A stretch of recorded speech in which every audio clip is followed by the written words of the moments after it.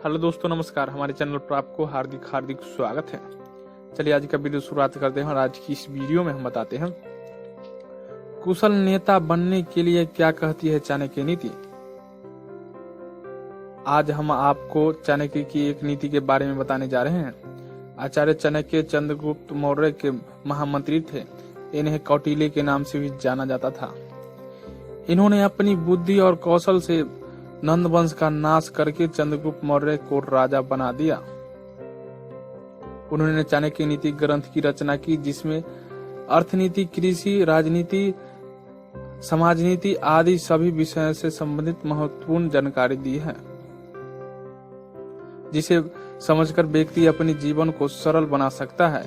यहाँ हम जानेंगे चाणक्य ने राजा बनने और सत्ता संभालने से संबंधित क्या नीतियां बताई है। चाणक्य नीति में जीवन को सफल बनाने के लिए कई तरह के उपाय बताए गए हैं। आचार्य चाणक्य ने कुशल नेतृत्व के भी कई तरीके बताए हैं।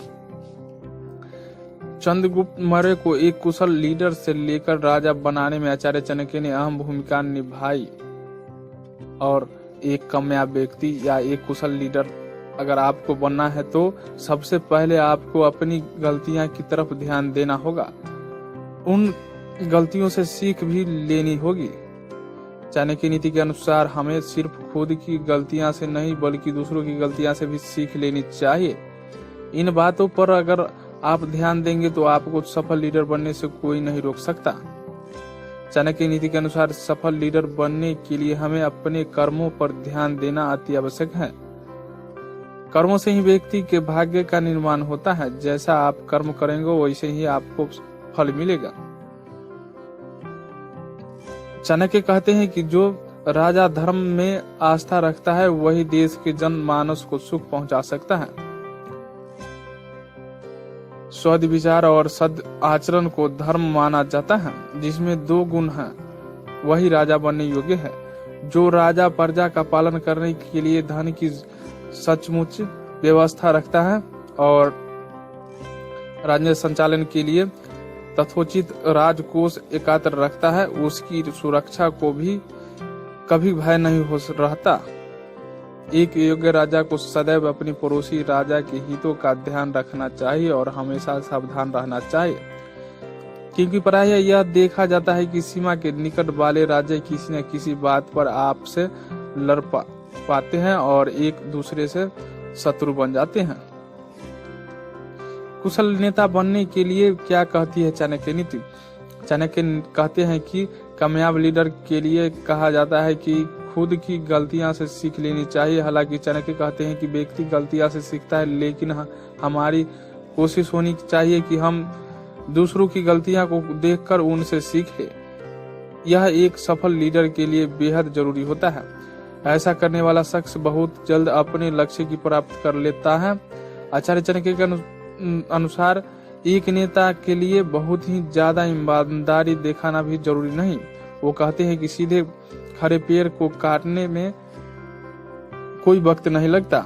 सबसे पहले होता है कि ठीक उसी तरह आचार्य ईमानदारी लोगों को भी सबसे पहले नुकसान उठाना पड़ता है।